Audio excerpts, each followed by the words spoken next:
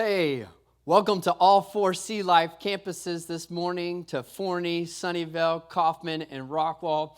We are so excited that all of you are joining with us for worship today. And today is a special day across all of our Sea Life campuses as we are just wrapping up our youth event, The Weekend, and what a weekend it has been. Man, hundreds of students from all over this side of the Metroplex gathered together and seeking passionately after God. Man, we just want to let you know, we are so excited as our church about what God is doing in our young people. And we're believing what starts here in this weekend is going to change lives, is going to change our area, is going to change eternity. So we're so excited about that. So a few times a year, we do this, where all four campuses watch the same recorded sermon. And we do it because every once in a while, God gives one of us a message that is just so personal to us that it feels like, man, we want all of our people to hear that message. And so that's what we're doing here today. That's the decision that the co-pastors made a couple of weeks ago. The four of us were discussing this sermon that the Lord had put on my heart for week 2 of our Travel Light series. And after discussing it, they told me that they wanted me to bring it to all four campuses. So either they wanted a week off, or they could see how passionate I am about this subject that is so personal to me. And so I just wanted to, before we started, I just wanted to say thank you to them for allowing me this opportunity. I love my pastors, and I know that you do as well. I want to talk to you today about the subject of anxiety. And I've got a long history with it. Growing up, my parents owned a travel trailer, and I remember that we would spend so many of our summers and weekends traveling all around the nation and state and camping at state and national parks.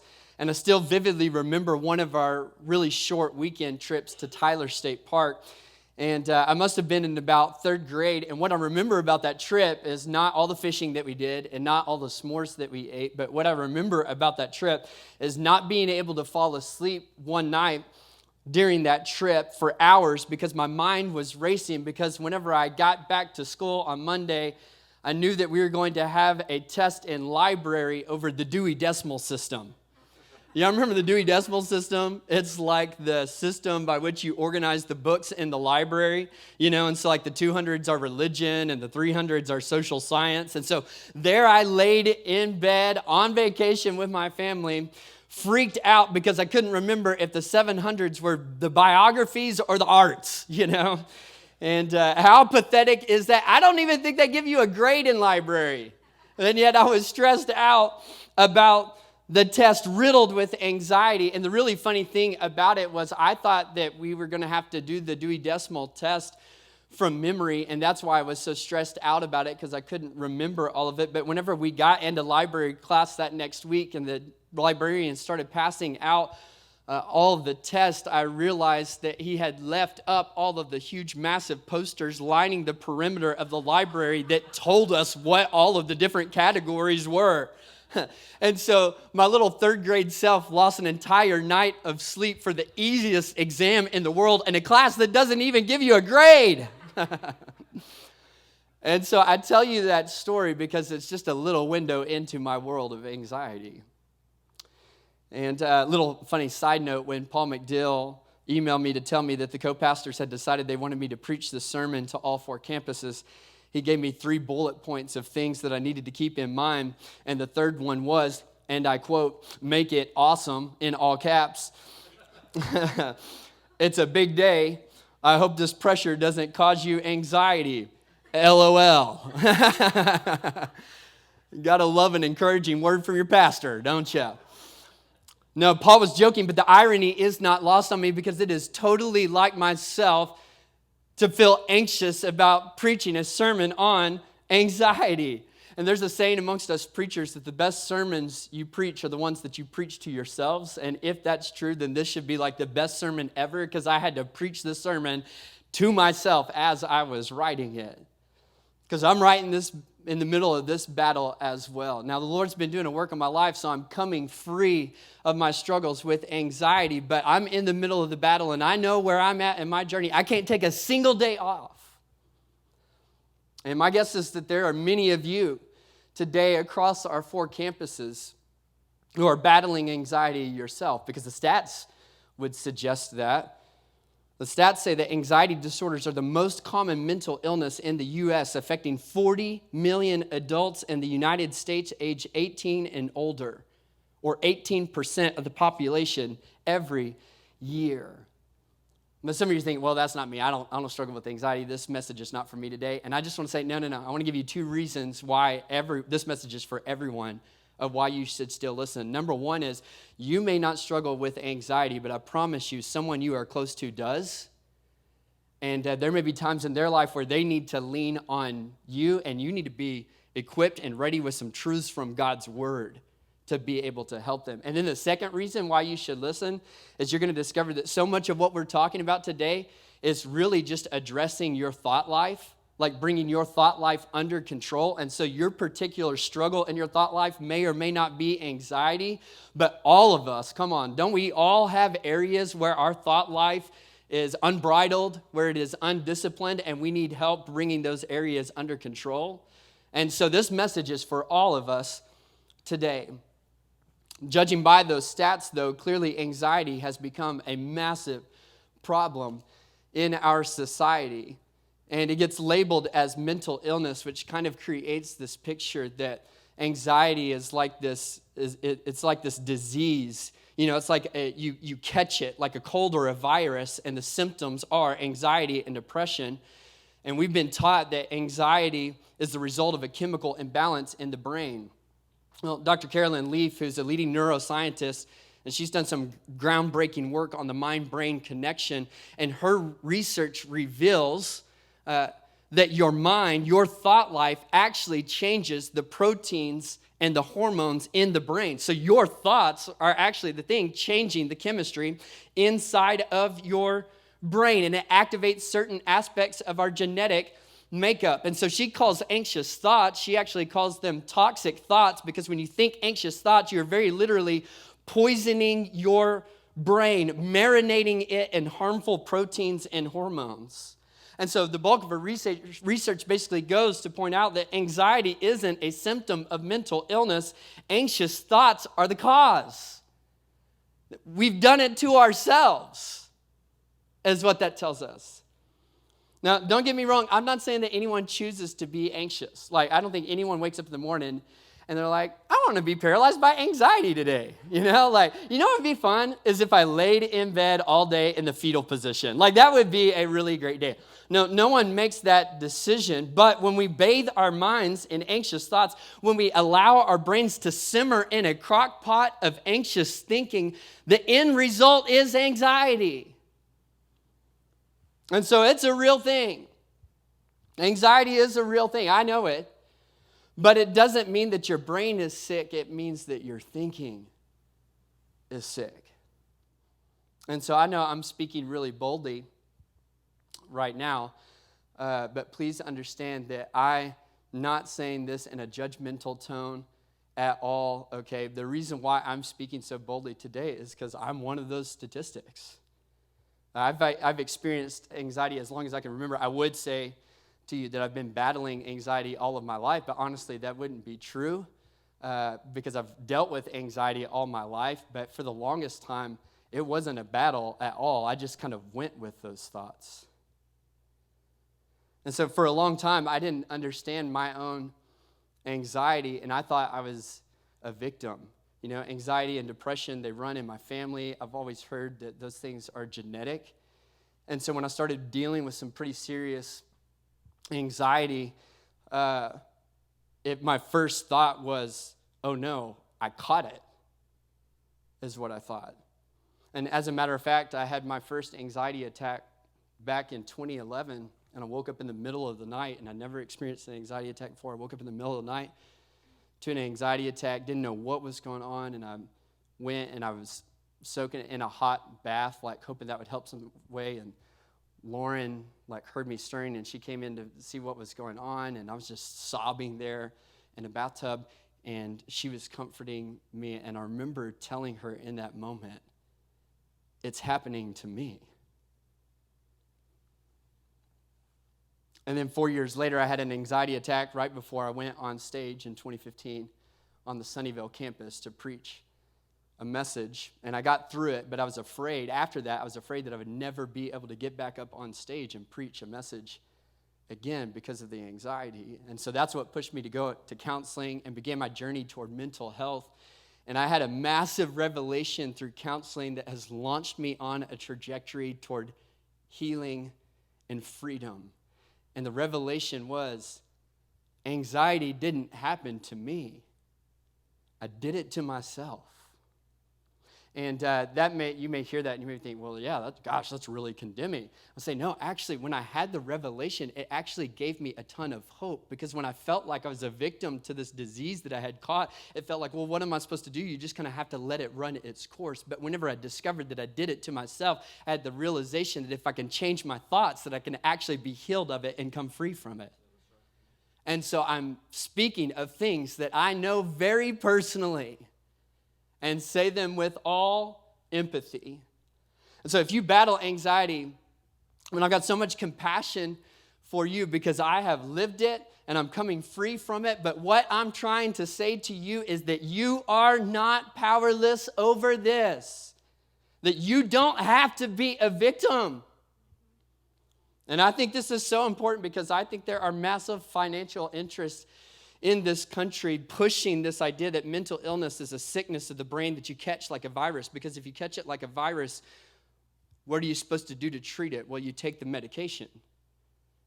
And I think there's some people and some companies that stand to profit very handsomely from convincing people that their only hope and solution is taking a pill. I'm not speaking against medication at all. So I know some people, that's what you need. You need the assistance of medication to help jumpstart you on your road to healing.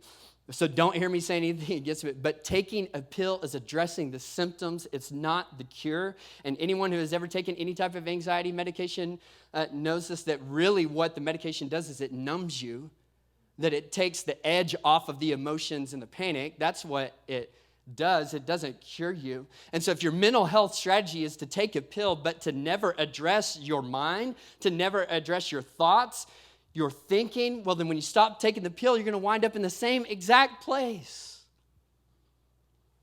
Because the battle is in your thought life. And that's true regardless of whatever your struggle is. I love the verse in Proverbs 23:7 and how the KJV says it. It says, as a man thinketh in his heart, so is he. You are the thoughts that you think. And so that means if you think worrisome, anxious thoughts, you're going to be an anxious person, because as a man thinketh, so is he. And that's why 2 Corinthians 10 verse 5 tells us that we are to take every thought captive to obey Christ. Did you see that? That you are to take every single thought captive. What I'm saying is that you should stop and frisk every thought that you find yourself thinking.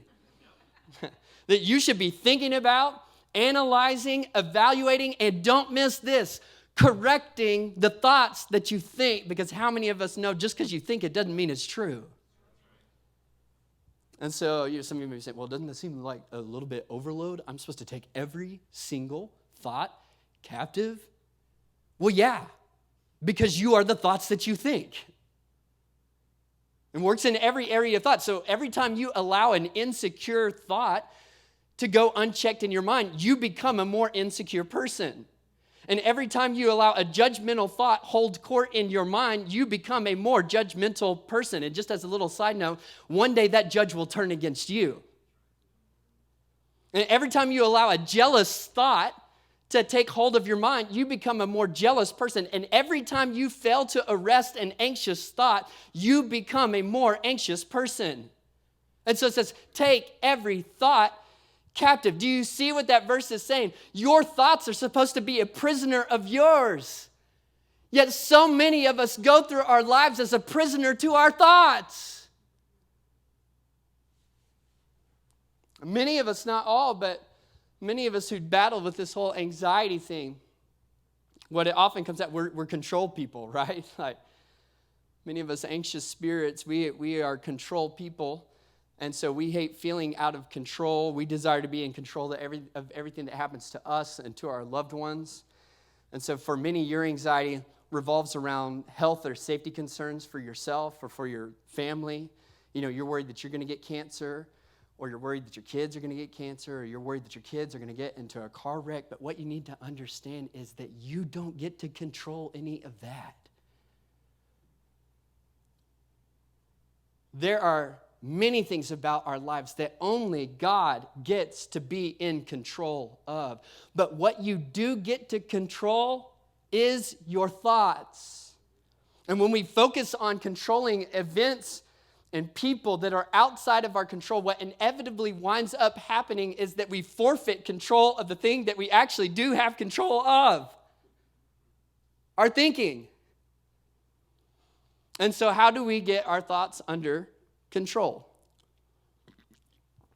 Water break, pit stop, okay? Even the greats have to do it. How do we get our thoughts under control? Let's dive into our passage today. Philippians chapter 4, starting in verse 4. Paul the Apostle says, "Rejoice in the Lord always." Again, I will say rejoice. Well, that's the thing, though. I don't feel joyful. Well, who said anything about feeling joyful? Because the scripture says, rejoice in the Lord always. That means when life is going great and joy is just naturally swelling up inside of you. And that also means when life stinketh, you know? Like James chapter 1 verse 2 says, "Consider it all joy, my brothers, when you meet trials of various kinds." And so sometimes you feel joy, you know, like 5% of the time. And then all the other times in your life, you have to choose joy. And you have to consider it joy.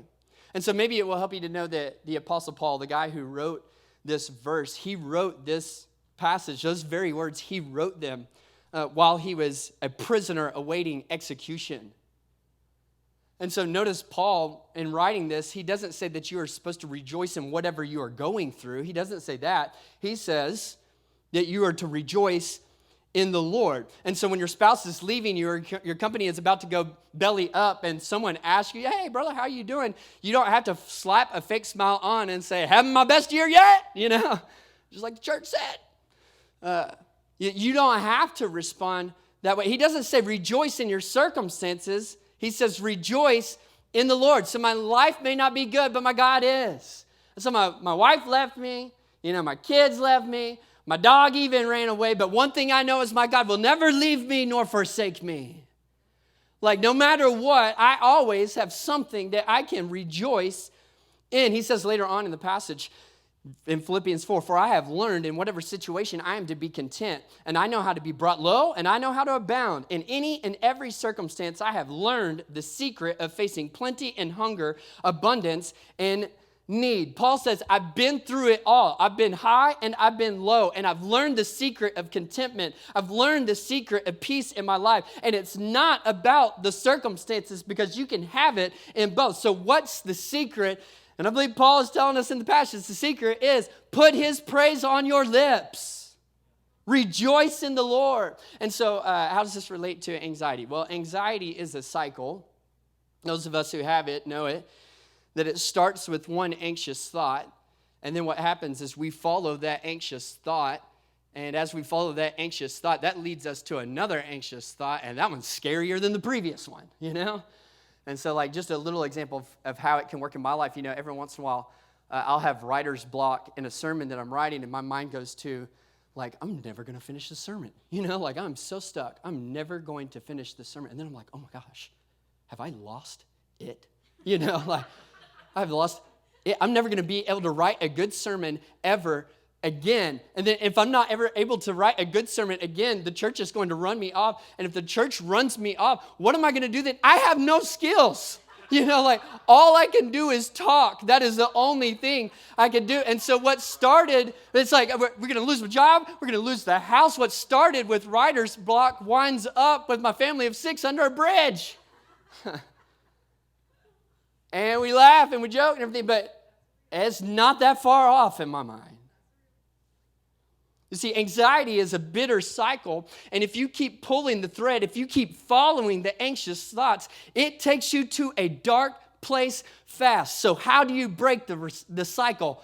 Rejoice in the Lord. Come on, you got to break the cycle. How do you do it? You got to put his praise on your lips. You don't have to feel joy to rejoice. So rejoice in the Lord always, even in this time and this place. Then he goes on, verse 5, let your reasonableness be made known to everyone. The Lord is at hand. Do not be anxious about anything. It says, do not be anxious about anything. I want to point out to you that that's a command. And if it's a command, that means it's under your control. Because if it wasn't under your control, if you couldn't do anything about it, it would be really pointless and unkind for God to command that to us in Scripture. And so because it's a command, that means that we are being disobedient when we are anxious. Now, I know that I am coming at you hard this morning, But the reason why I'm coming at you hard is because I believe that so many of us have bought into this lie that we are a victim of our anxiety. And as long as you are a victim of it, you are powerless to change it. But God's word would not command you of doing something that you are incapable of doing. You don't have to be anxious. You can be free. And then he goes on. So do not be anxious about anything, but in everything by prayer and supplication with thanksgiving, let your request be made known to God. And so we become anxious when we hold in anxious thoughts. And see, what prayer does is prayer lets out what anxiety holds in. And so typically how it works is a negative or worrisome thought pops into our head, and we jump on that thought like it's a bucking bull. Anybody else, can you relate? I read this for me. This is just how it feels in my own brain. Sorry if this doesn't connect with you. But like a negative or a worrisome or anxious thought pops into our mind, and we jump on the back of it like a bucking bull, and we ride it until eventually it throws us off and tramples us. And I believe what this passage is just telling us, but you don't have to go on that ride. Because prayer lets out what anxiety holds in.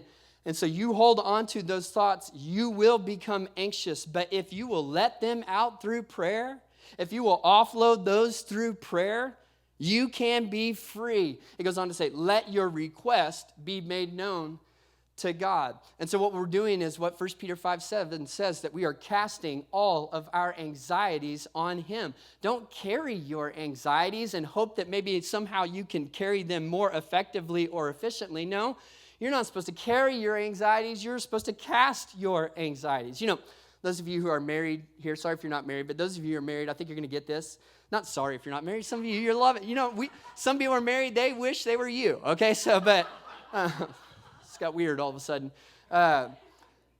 Those of you who are married, you understand how this is right. Aren't there like certain chores, certain responsibilities, duties in your life that you just don't deal with those things? Like they suck your life force out of you, And so what have you done? You've just kind of cast those on your spouse. And so for me, like one of those things, Lauren and I, we've got 4 kids. And so there's a lot of stuff going on there. But Lauren just knows that I don't arrange childcare, okay? Like I just don't do that. That it wears me out. The communication is too much, and so I just don't arrange childcare. Where are my 4 kids at right now? I don't know, because I've just decided that is not mine to handle. Come on, some of you need to make the decision in your life that there are certain things that you are carrying, and you need to make the decision right now today. That is not mine to handle. Like, this is not mine to carry. And so I will drop this off with the one whose responsibility this really is to handle. And I will not carry for another day something that God has invited me to cast upon him. Generally speaking, our anxiety is a direct result of the things that we are carrying that we should be casting. Pray about it to God. Offload it onto him and see the freedom that comes in your life. We shared this verse last week, but I'm going to share it again because it's so good. I love what Psalm 55 verse 22 says. Cast your burden on the Lord and he will sustain you. And then he goes on, he will never permit the righteous to be moved. Man, cast it on him and see how the Lord sustains you and strengthens you. And then it says, and the peace of God, which surpasses all understanding, will guard your hearts and your minds in Christ Jesus. Man, that's a promise right there, isn't it? Isn't that what we're longing for? That the peace of God would guard our hearts and our minds.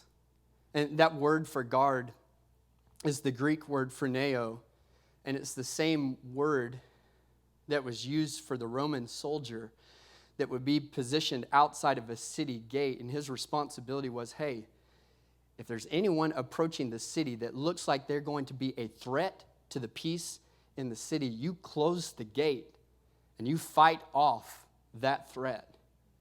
And that's the same word that is used there. The Bible says, if you'll respond to anxiety with rejoicing and with prayer, casting your anxieties on Him, God will put a guard at the gate of your heart and your soul.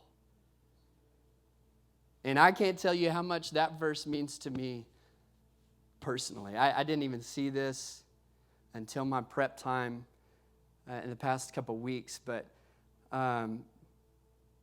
back whenever I was experiencing those anxiety attacks, and I was trying to verbalize what it was like to other people, you know, who were talking with me and just allowing me to process it verbally with them.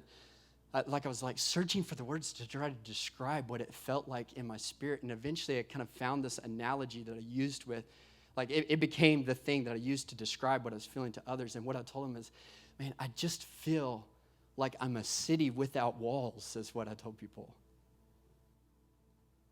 I feel like this fortified city that usually I've got huge walls and I feel like a really strong person. But man, whenever that anxiety attacks me, it just feels like my walls are rubble and that my cities, my streets are just there for the day. And any thought can come, like I'm so vulnerable and I'm so weak, and just anything sweeps into my city and it takes me. I felt like a city without walls. And as I was reading this passage and studying to deliver this sermon, man, my heart just swelled up with so much thanks for God and God says that He will be your guard, standing at the gate. And so in Christ Jesus, you are not weak. I know there's some of you in here today that you walked in here feeling so vulnerable and so weak. And what I would just hope for you it's okay for you to feel weak, because when we are weak, then we are strong. But I want you to know it and receive it in your spirit that in Christ, you are not weak. You are not vulnerable. You are a well-fortified city with God Himself standing as guard at your gate. And that's true, even if you don't feel it.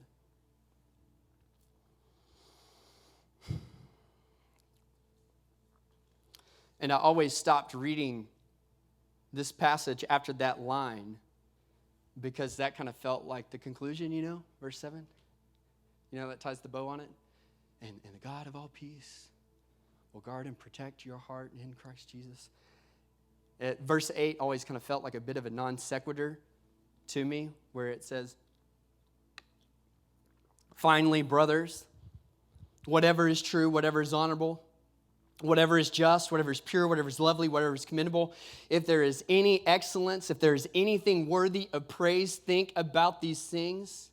And what you have learned and received and heard and seen in me, practice these things, and the God of peace will be with you. And I don't know how I didn't see it before, because now whenever I read it, I feel like I see it so clearly.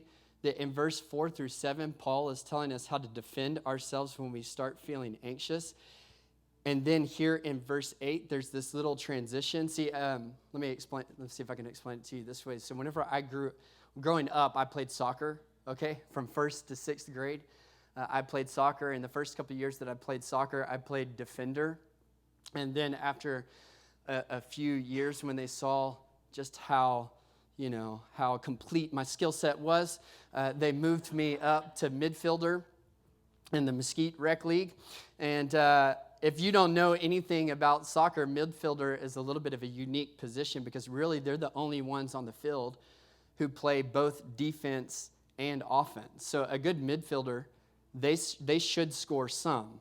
But see, because I learned how to play soccer as a defender, and because just in my own personality, I'm kind of more of a defensive posture type person. I played midfielder like a defender, and so I was way more concerned with keeping the opponent from scoring than I was with scoring myself. And so I played 6 years of soccer, something like 15 seasons, countless games and tournaments, and would you know, I never scored a single goal. It's kind of sad, actually. I laugh because I'm crying on the inside. No, I never scored a single goal. And for the first few years, that's what my battle with anxiety looked like. I only played defense, only reacted to the anxious thoughts that I felt. And that's why I always stopped at verse 7. But how many of you know that if you only play defense, the best you can do is tie?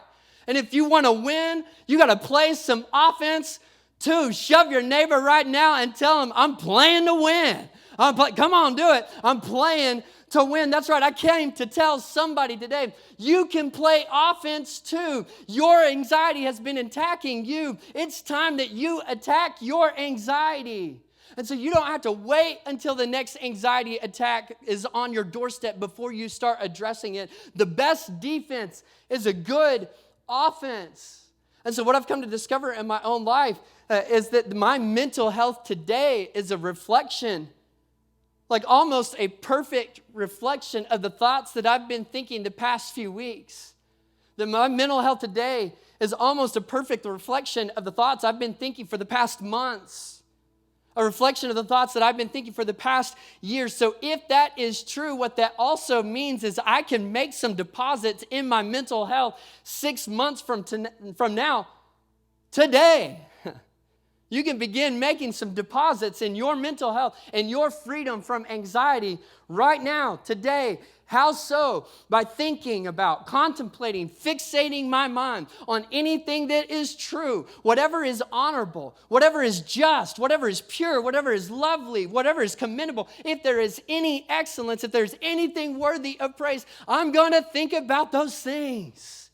Come on. It's time some of us, we stop just playing defense and we start playing offense too. And so this is what I've started doing in my own life. Man, I know my propensity to be jealous of other people. And so I've got to start celebrating other people. So I celebrate other people before I start feeling jealous in my own spirit.